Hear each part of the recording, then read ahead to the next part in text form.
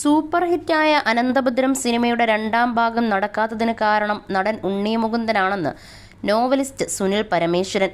Shooting fix ചെയ്ത് announce ചെയ്ത സമയത്ത് ഭദ്രാസനം എന്ന സിനിമയിൽ നിന്നും ഉണ്ണി മുകുന്ദൻ പിന്മാറി.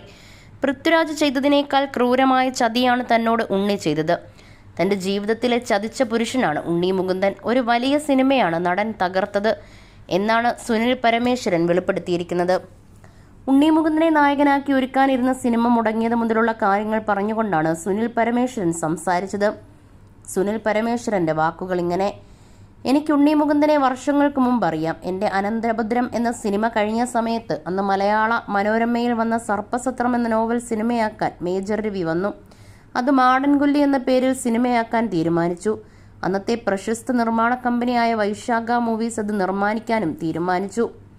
രാജനാണ് നിർമ്മാതാവ്. ആ കഥ മലയാള മനോരമയിൽ വന്നപ്പോൾ തന്നെ ഞാൻ രാജൻ ചേട്ടനോട് പറഞ്ഞിരുന്നു. അദ്ദേഹം നിർമ്മാണം ഏറ്റെടുത്തു. പൃഥ്വിരാജിനെ നായകനാക്കി അഡ്വാൻസ് കൊടുത്തു. എനിക്കും അഡ്വാൻസ് കിട്ടി. സ്ക്രിപ്റ്റ് പൂർത്തിയാക്കി. ഷൂട്ടിംഗ് ദിവസം തീരുമാനിച്ച ശേഷം പൃഥ്വിരാജ് സിനിമയിൽ നിന്നും പിന്മാറി. കാരണം എന്താണെന്നറിയില്ല.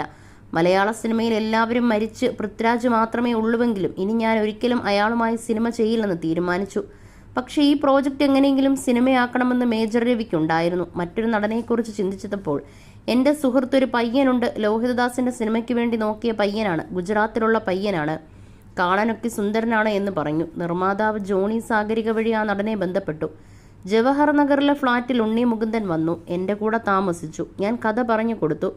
ഇദ്ദേഹത്തെ ചെന്നൈയിൽ വിട്ട് ആക്ഷൻ എല്ലാം പഠിപ്പിച്ചു. എല്ലാം റെഡിയായപ്പോൾ വൈശാഖ് മൂവീസിൻ്റെ ഓണർ പറഞ്ഞു, ഈ നടനെ വെച്ച് സിനിമയെടുത്താൽ നമുക്ക് തിയേറ്റർ കിട്ടില്ല എന്നൊക്കെ പറഞ്ഞു.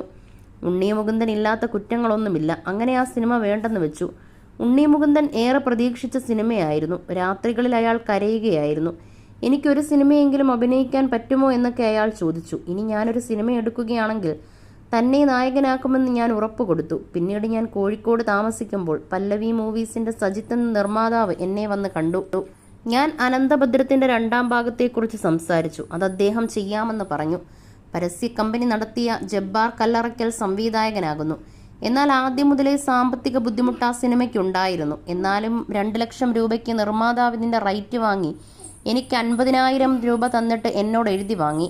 ഉണ്ണി മുകുന്ദനും 2 ലക്ഷം രൂപ നൽകി ഷൂട്ടിംഗ് ആരംഭിച്ചു. മനോജ് കെ ജയനും ആ സിനിമയിൽ അഭിനയിക്കാൻ തയ്യാറായി. ഒരു ദിവസം ഷൂട്ട് ചെയ്തു. ഷൂട്ടിംഗ് ഫിക്സ് ചെയ്ത് അനൗൺസ് ചെയ്ത സമയത്ത് ഭദ്രാസനം എന്ന സിനിമയിൽ നിന്നും ഉണ്ണി മുകുന്ദൻ പിന്മാറി. ഉണ്ണിയെ നായകനാക്കാൻ ഞാൻ പറഞ്ഞത് പൃഥ്വിരാജ് ചെയ്തതിനേക്കാൾ ക്രൂരമായ ചതിയാണ് ചെയ്തത്. ഈ സിനിമയിൽ അഭിനയിക്കാൻ തയ്യാറല്ലെന്ന് പറഞ്ഞു. അനന്തഭദ്രത്തിൻ്റെ രണ്ടാം ഭാഗം തകർത്തത് ഉണ്ണി മുകുന്ദനാണ്.